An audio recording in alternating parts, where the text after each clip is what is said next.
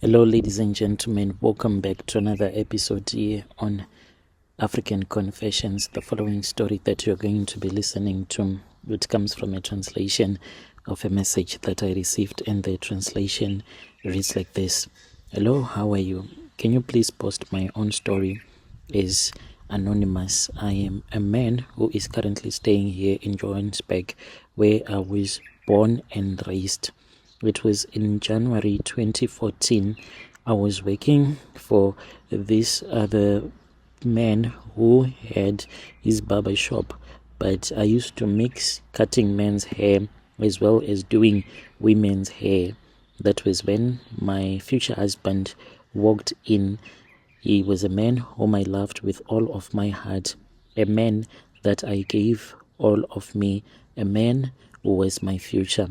His name was called Tawanda. He was a brother from another country who later became my husband. So he waited in line, waited for me, even though I had other people that I was still busy doing their hair, working on them. And he was like, no, I will wait for him. And this was like the first time that I had ever seen him in our barbershop. And I was like, okay, it is fine. What if I am someone that is going to do your hair bad? But it was like, no, it is fine. So this guy, after I was done doing his hair, which was just a basic cheese cop, and he gave me 200 on top of that, and we kept on talking, me and him, but I had a vibe that he was like a traditional healer. It turned out that it was real. This guy, he was an ancestor, a Zimbabwean ancestor on his own, and I did not know at that time that he had a python that he used for his own rituals. So fast forward to June 2017, after he had proposed love to me and he had told me that he was in love with me. So this guy, when I saw him, I just thought that it is another straight guy. I did not have any idea that this man, he had a thing for guys like me. So we started dating, but he was always on the move, moving from one province to another as he was busy working on his customers. So I gave him his time until he told me that he was ready to settle down, and he also had told his wife that he was not into women rather, but he was into men. So when he was free, that was when we exchanged vows. We exchanged our vows, and I, his wife, I was looking really beautiful. 2 weeks later, me and him, we were staying together. So being with me, it was an advantage for him, for he was able to get his permit, and now he was able to do whatever business that he was doing. We registered several businesses, and he had a lot of livestock back in his country, as well as other businesses in the area from where he comes from. There was a lot of gold digging that was taking place. So he would buy some groceries here in South Africa, and he would go or send them by a truck. I'm talking about a truck that will be full of groceries, and he would go and sell them there in his village, exchanging gold for food. So the profit was way too much. He would return with the money, and then we would reinvest that money. So me and him, we really had a very lovely, beautiful place that we were able to buy, and he made me a CEO of his own company, and he was into divine healing as well as doing rituals. He used to have people that would come to our place, and you used to cure them using natural means. In time, that was when he started to teach me as well about other things that I had no idea existed, like the snake that he used to tell me that he heals people using a python.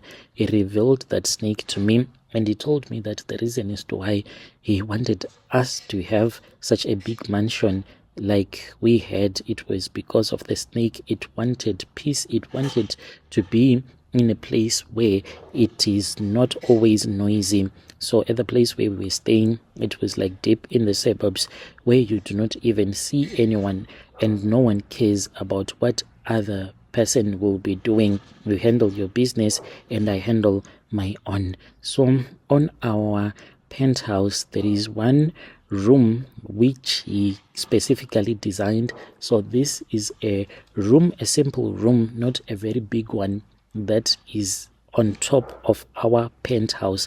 That is the place where this snake stays.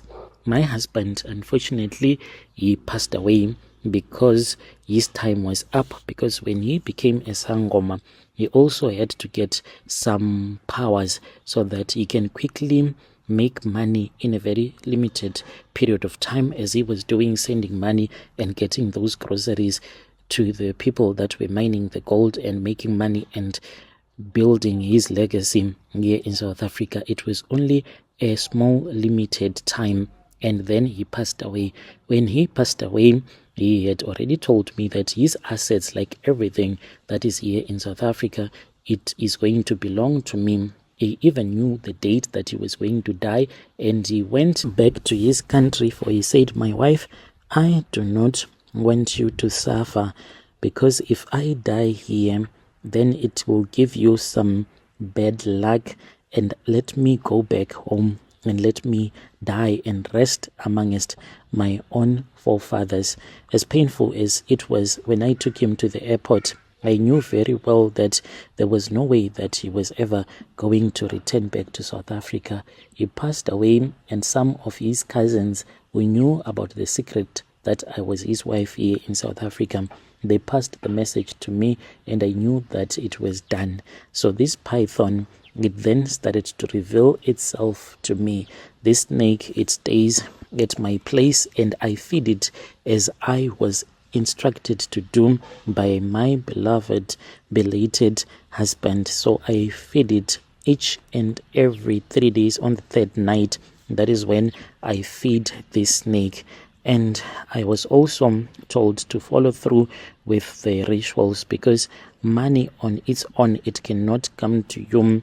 You need to do other rituals, as he told me. So regularly, I am someone that is always available, searching for other men to sleep with. I usually find these men, some I do help them to come out of the closet, that are gay, as well as those that are already gay and those that just love money, because it is not only women that love money. There are those type of men that love money, that want to be taken care of by men like me. So I can meet up with a man, and then we have our hook up and we enjoy our life together, not like permanently. The moment that you are with me, then I make sure that we enjoy as much as we can.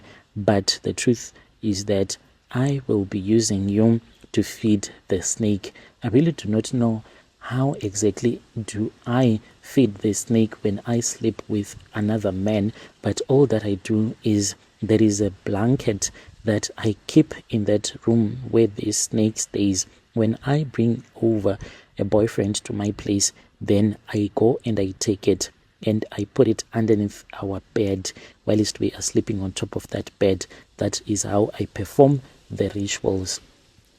Dear listeners, right there was a message that was sent to me by one of our brother right there. Strange things indeed, they do happen in this world.